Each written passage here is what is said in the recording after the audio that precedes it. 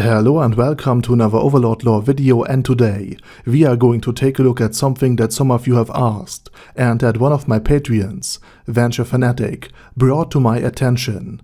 Can Ainz Ooal Gown actually steal, take or subjugate the souls of his non-NPC servants?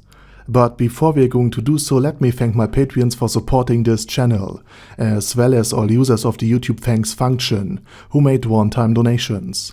Also, please check out my fantasy channel. The link to it is down in the description.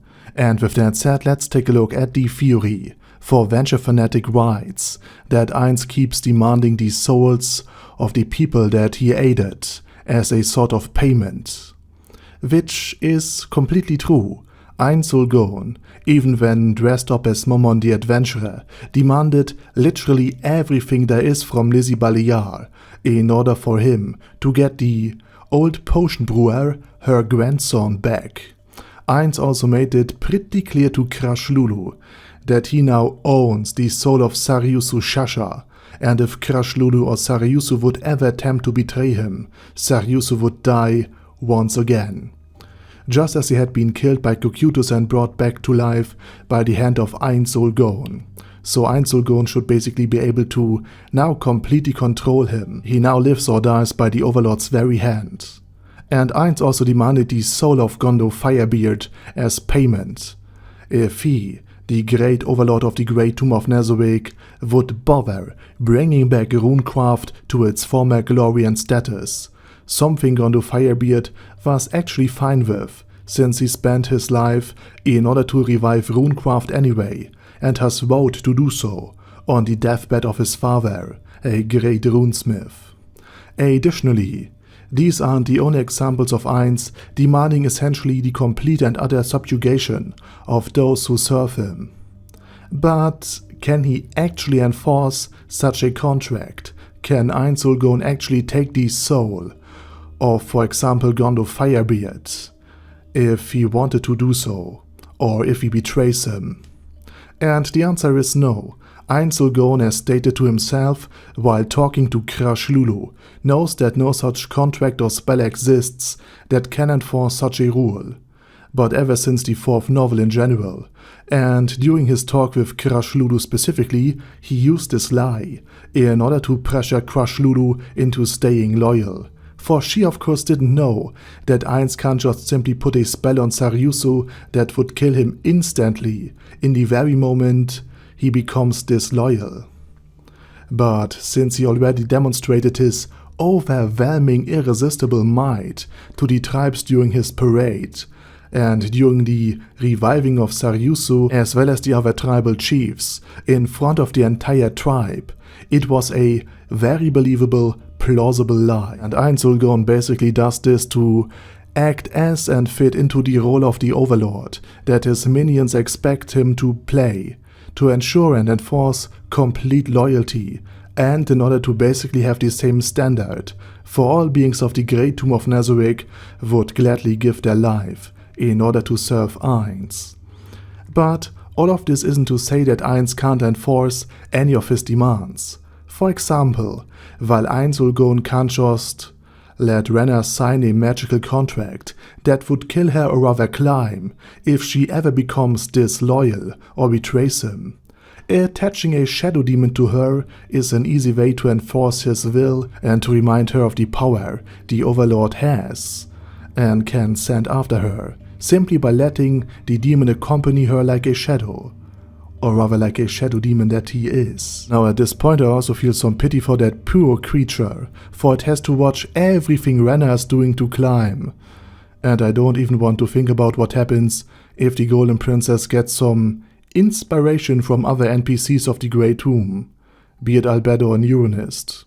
Anyway, shadow demons are a great way to ensure that people stay physically loyal, but still, Renna has the intelligence to actually pull off a light Yagami, write letters of treason and trouble while pretending to draw up laws on new borders of conquered regions, and then she surely will take a potato chip and eat it, or having climbed to treat her like a potato chip.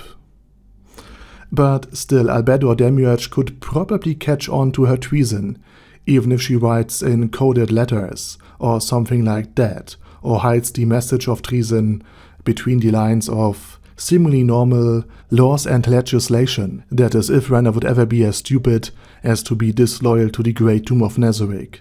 Additionally, Ainz, while not being able to directly take the soul of another being, like for example Malekith did in the second part of Warhammer Total War, he can use the soul of another to quite literally transform the offending being into an undeath, because in order to stay in the New World indefinitely, Ainz Ooal Gown's undeath need a vessel. And in the case of these soul eaters, they quite literally need to be fed at least one soul in order to anchor themselves permanently into the New World. So being fed to this undead pony is probably akin to whatever Ainz Ooal Gown subjects believe would happen with their souls if they ever betray him. And lastly, every single one of his created undead is completely loyal to him. So if he ever wanted or needed to show how to enforce his contract, how to really hammer home that he is truly in the possession of other beings' soul, he could just summon 2 soul eaters, let one eat the soul of the traitor, and then make the shocked and horrified onlookers watch as one soul eater disappears, while the other stays in the New World indefinitely. And funnily enough, one of the guards in the 12th novel stated, to the smartest, most mentally stable of paladins of the Holy Kingdom, that taking bribes would entail a fate worse than death to any guard, while next to the watchman stood a deaf knight, and smiled sinisterly. So the human population of Irantel is at least aware what happens to those Ainz Ooal Gown Sorcerer Kingdom disposes of. They become undead. So in this kind of sense, Ainz Ooal Gown already demonstrated his ability to take the souls from others and transform them into undeath, but he doesn't have any ability to enforce a contract containing the ownership of the soul of his subjects. And with that said, I say thank you very much for watching, and special thanks to Bad Guy Ye, Bad Burrito 316, Be There, Ben C, Brandon D, Chrissy, Crowley 0221, Sia, Dead Slime, Death is Mercy, Deathless Dragonlord, Demon Xenomorph 1987, Devin Downen, Ding Dong, Duckwagon, Dystopia, Dystopia II, Enigmatic Unicorn, Feralchivan, Guy with That Head, Hector Marino, Hoss, Huster, Jacob G, Jana B, Jason, J. Morris, Chromius, Legendarius, Lelouch Britannia with a Mustache, Lexus Fox,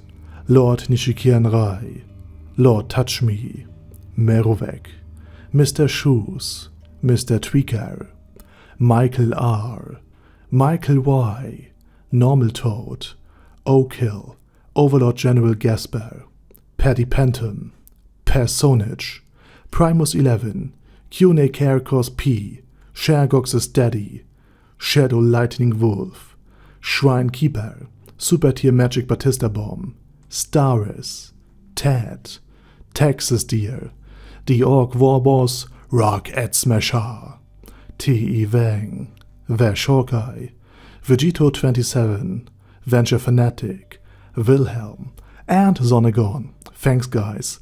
Anyway, have a nice day and I hope to see you all again soon on my next video.